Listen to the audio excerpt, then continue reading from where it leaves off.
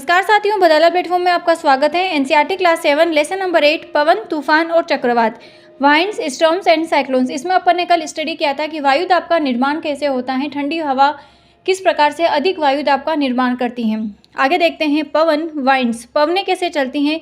तो वायु का जो फ्लो होता है, वायु का प्रवाह ही पवन कहलाता है। अब कैसे होता है वायु का प्रवाह या वायु का फ्लो। और ये जो पवनें होती हैं वाइंड, सदैव अधिक वायु दाब से कम वायु दाब के क्षेत्र की ओर गति करती हैं। अब अधिक वायु दाब का निर्माण कैसे होता है कि वायु के जो कण होते हैं पास में अगर स्थित होते हैं तो अधिक वायु दाब का निर्माण करती हैं, और वो वायु क्या होती है, ठंडी होती हैं, और उसे अपन सघन वायु कह रहे थे। अगर वायु के जो कण हैं वो अधिक दूर दूर होते हैं, वायु के पार्टिकल्स अगर अधिक दूर दूर होते हैं तो विरल वायु का निर्माण होता है। कम भार वाली वो वायु होती है और कम वायु दाब के क्षेत्र का निर्माण करती हैं। तो इसी प्रकार से चलती हैं पवनें। पवनें जो होती हैं वो अधिक वायु दाब से कम वायु दाब के क्षेत्र की ओर चलती है। इसको अपन कैसे समझ सकते हैं, पवन का जो प्रवाह होता है वो कैसे होता है कि ये जो गर्म हवा होती है, गर्म हवा का मतलब जो विरल हवा है, वायु के जो पार्टिकल्स हैं वो दूर दूर प्रेजेंट है, तो वो गर्म हवा है। गर्म हवा क्या होती है, हल्की होती है, जो हल्की होकर के ऊपर उठती है। तो गर्म हवा की जगह क्या आ जाती है, ठंडी हवा, ठंडी हवा आती है। और इस प्रकार से क्या होता है कि गर्म हवा की जगह ठंडी हवा, वापस ठंडी हवा की जगह गर्म हवा, और ये जो प्रोसेस होता है वो चलता रहता है, और इसे अपन कहते हैं पवन प्रवाह, फ्लो ऑफ वाइंड्स। ये चीज़ अपन ने कल स्टडी किया था कि अधिक वायु दाब के क्षेत्र का निर्माण कैसे होता है, निम्न वायु दाब के क्षेत्र का निर्माण कैसे होता है। ठंडी हवा है वो सघन क्षेत्र का निर्माण करती है, भारी हवा का निर्माण करती है। वायु के जो पार्टिकल्स है इस प्रकार से पास में प्रेजेंट है। वहीं निम्न वायु दाब का क्षेत्र कौन बनाएगा, गर्म हवा, जिसे विरल क्षेत्र का निर्माण भी करती हैं। हल्की हवा का निर्माण करती है, क्योंकि वायु के जो पार्टिकल्स होते हैं वो दूर दूर प्रेजेंट होते हैं।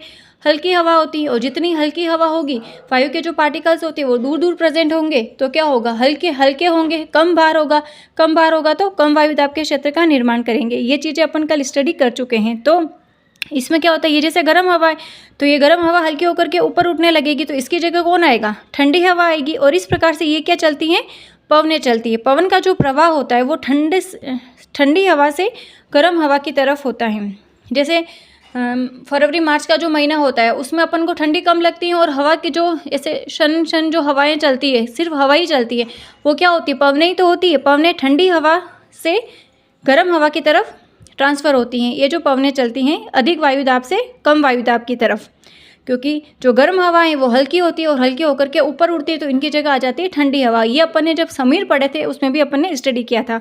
अब ये वायु दाब का जो अंतर होता है वो ही पवन के बहने का कारण होता है। वायु दाब क्या होता है अपन ने पढ़ लिया है। अब वायु दाब जो पृथ्वी के सभी जगह पर वायु दाब समान नहीं बना रहता है। अगर वायु दाब में सब जगह अलग अलग डिफरेंस होता है, जिसके कारण पवनें बहती हैं। अगर दो जगह पर समान वायु दाब हैं तो वहाँ पर किसी भी प्रकार के पवन का फ्लो नहीं होता है, वहाँ पर किसी भी प्रकार की पवनें नहीं बहती हैं। अब ये जो पवन धाराएं होती है वो किसके कारण चलती है, पृथ्वी के असमान रूप से गर्म होने के कारण ये पवन धाराएं उत्पन्न होती है। अब पृथ्वी असमान रूप से गर्म कैसे होती हैं, क्यों, अगर देखो बराबर वायु दाब है तो वहाँ पर पवन का फ्लो कभी भी नहीं होगा। अब जैसे ये अपनी पृथ्वी है और पृथ्वी के सामने क्या है, सूर्य है। एक ये काल्पनिक रेखा है जिसे अपन कहते हैं भूमध्य रेखा। ओके, अब भूमध्य रेखा, सूर्य की जो किरणें हैं वो भूमध्य रेखा के सामने गिर रही है, तो भूमध्य रेखा के आसपास का जो ये एरिया है वो क्या हो जाता है, गर्म हो जाता है। गर्म होगा तो क्या होगा, विरल क्षेत्र होगा, कम वायु दाब का निर्माण होगा, है ना। गर्म है तो विरल क्षेत्र है तो भार कम होगा, क्योंकि वायु के जो पार्टिकल्स है वो दूर दूर प्रेजेंट होंगे, और दूर दूर प्रेजेंट होंगे तो क्या होगा, कम वायु दाब का निर्माण करेगा। यहाँ पर कम वायु दाब, और यही जो इनको क्या कहते हैं अपन, ध्रुवीय क्षेत्र, उत्तरी ध्रुव और दक्षिणी ध्रुव। ध्रुव क्या होते हैं, ठंडे होते हैं, जो सूर्य की किरणें वो सीधी नहीं पड़ती है, तो यहाँ पर ये जो एरिया है वो ठंडा है, यानी कि वायु के जो पार्टिकल्स होते हैं वो पास में प्रेजेंट है, और जितने वायु के पार्टिकल्स पास प्रेजेंट होंगे तो वो सघन हवा का निर्माण करेगा। सघन हवा का निर्माण करेगा तो क्या होगा, अधिक वायु दाब डालेगा। संख्या में जितना ज़्यादा होगा वो ज़्यादा प्रेशर क्रिएट करेगा। तो फिर क्या होता है, यहाँ जो कम वायु दाब का क्षेत्र है, और यहाँ पर जो गर्म हवा थी वो गर्म होकर के हल्की है, ऊपर उठ रही है, और यहाँ से जो ठंडी हवा है वो इनकी जगह आ रही है। तो इस प्रकार से क्या चलती है, पवन धाराओं का फ्लो होता है, पवनें चलती हैं। तो अपन ने ये यहाँ पर यही लिख रखा है कि जो भूमध्य रेखीय क्षेत्र हैं उसको सूर्य की अधिकतम ऊष्मा मिलती है। इससे इन क्षेत्रों में पृथ्वी की सतह के निकट की जो वायु होती है वो गर्म होकर के गर्म हो जाती हैं और गर्म होकर के ये ऊपर उड़ती हैं। और जो ठंडी वायु हैं वो भूमध्य रेखा के दोनों ओर स्थित 0 से 30 डिग्री अक्षांश की जो पट्टियाँ होती हैं उसके क्षेत्रों से भूमध्य क्षेत्र की ओर गतिशील हो जाती हैं। इसी प्रकार उत्पन्न जो पवन धाराएं होती हैं वो उत्तर और दक्षिण से भूमध्य रेखा की ओर बहती हैं। जो पृथ्वी है अपनी, जो ये धाराएं होती हैं, इनका जो डायरेक्शन होता है वो थोड़ा झुका हुआ होता है। ऐसा क्यों होता है? पृथ्वी स्थिर थोड़ी, पृथ्वी तो गतिशील है और पृथ्वी अपने एक्सिस पर थोड़ी सी झुकी हुई है, जैसे 23.5 डिग्री अपने अक्षांश पर झुकी हुई है।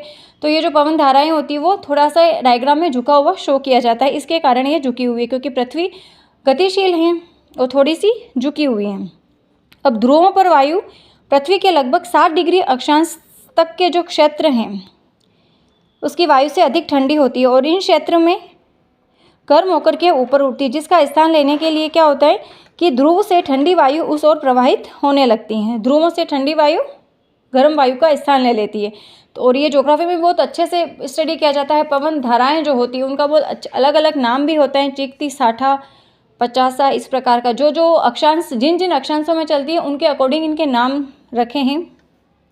इसी प्रकार वायु का जो प्रवाह है वो ध्रुव से अपेक्षाकृत अधिक गर्म क्षेत्र की ओर होता है। ओके, 30 डिग्री तथा 60 डिग्री अक्षांश के जो क्षेत्र हैं उसके असमान रूप से गर्म होने के कारण पवन का प्रवाह 30 डिग्री अक्षांश से 60 डिग्री अक्षांश की ओर होता है। ये अक्षांश वाला जो टॉपिक है ये ज्योग्राफी में बहुत अच्छे से क्लियर होता है।